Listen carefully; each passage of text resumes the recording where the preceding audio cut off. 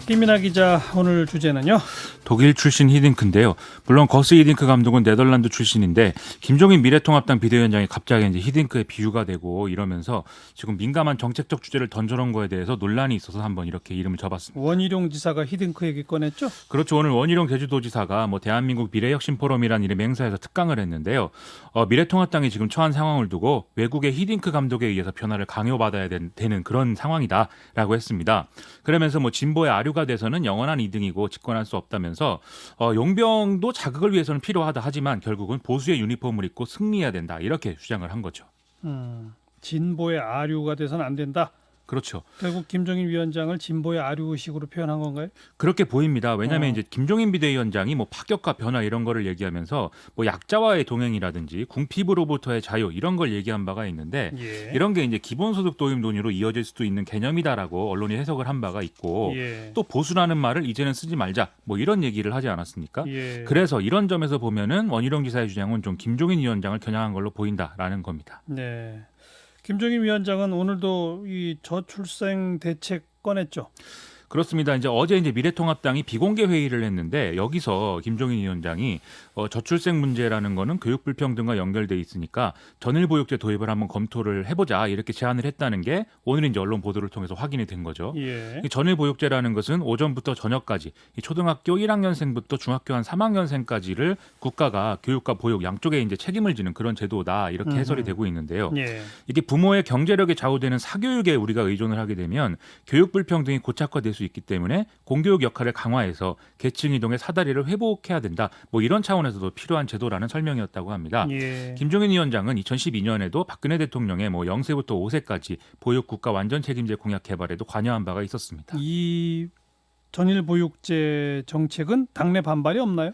아직 표면적으로 누가 얘기를 하고 이런 건 없는데요. 하지만 언론 보도를 종합해 보면 좀 갈등이 잠복돼 있다 이렇게 볼 수가 있겠습니다.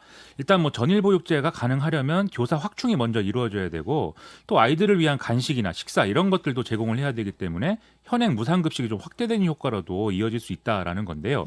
또 박근혜 정권에서도 취약전 아동들에 대한 교육 및 보육비 지원을 늘리면서 중앙정부와 지방정부가 충돌한 그 사례가 있지 않습니까?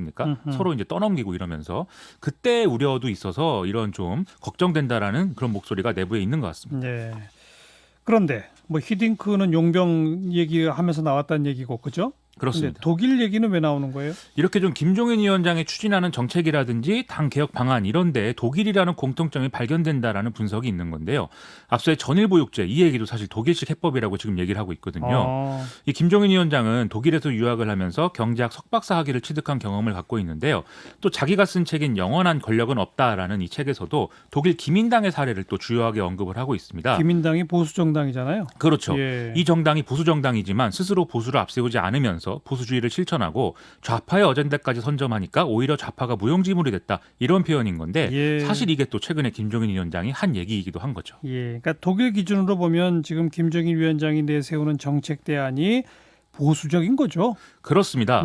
더군다나 정책뿐만이 아니라 예를 들면 청년 인재를 육성하기 위해서 당내 조직을 육성한다 이런 얘기도 했는데 이게 독일 기민기사당 연합 내에 영유니온을 벤치마킹하고 있는 거다라고 해설이 나오고 있거든요. 이 영유니온이라는 거는 청년 당원들이 전당대회를 통해서 자체 지도부를 선출을 하고 정당 행사, 토론회 이런 걸 통해서 정치 경험을 쌓는 장으로 지금 기능을 하고 있는 건데 미래통합당의 일부 청년인 비대위원들도 비슷한 성격의 당내 당인 청년당을 준비하고 있는 그런 상황이고 김종인 비대위원장이 이걸 좀 뒤에서 뒷받침을 해주고 있습니다. 그리고 싱크탱크인 여의도연구원을 해체한다 이런 얘기도 있었는데 이걸 비영리 공익재단인 아데나워 재단을 롤모델로 한 개혁을 하는 방안 이것도 얘기를 하고 있다고 하니까 전반적으로 좀 독일 색깔이다 이런 얘기 나오는 거죠. 독일하고 한국의 정치적 지형이나 이게 다른데 잘 될까요? 그래서 이걸 어느 정도는 좀 모험이라고 봐야 되는 측면도 있는 것 같습니다.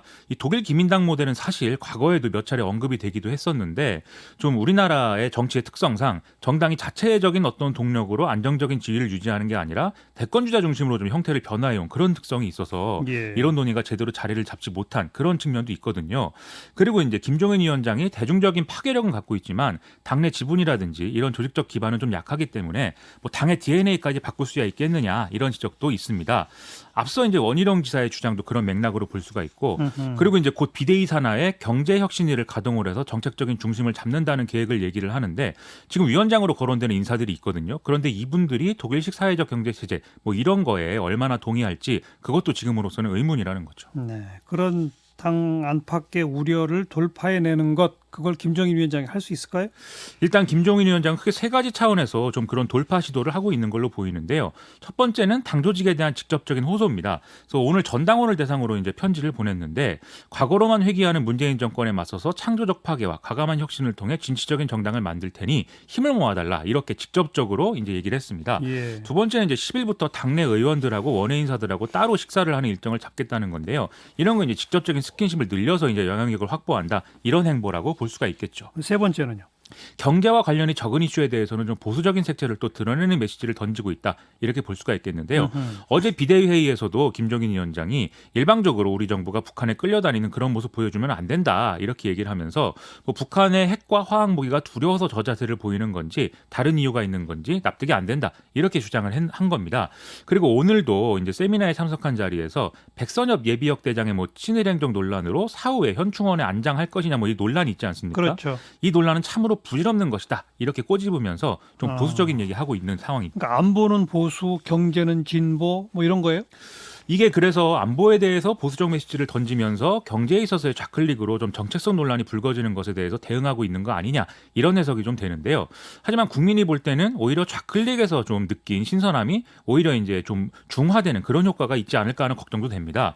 그래서 좌클릭이 아니더라도 안보 문제에 있어서는 기존의 전형적 구도가 아니라 참신한 의제설정을 했으면 좋겠는데요. 예. 독일의 경우를 봐도 독일 재통일을 이룬 것은 기민당의 헬무트 콜 총리였거든요. 근데 그 비결은 전임이었던 3인당의 빌리 브란트 내각 그리고 헬무트 슈미트 내각의 동방 정책을 또 계승했기 때문에 가능했다. 그렇죠. 이런 겁니다. 그래서 독일로부터 좀 이런 것도 배우면 더 좋을 것 같습니다. 여기까지 수고하셨어요. 고맙습니다.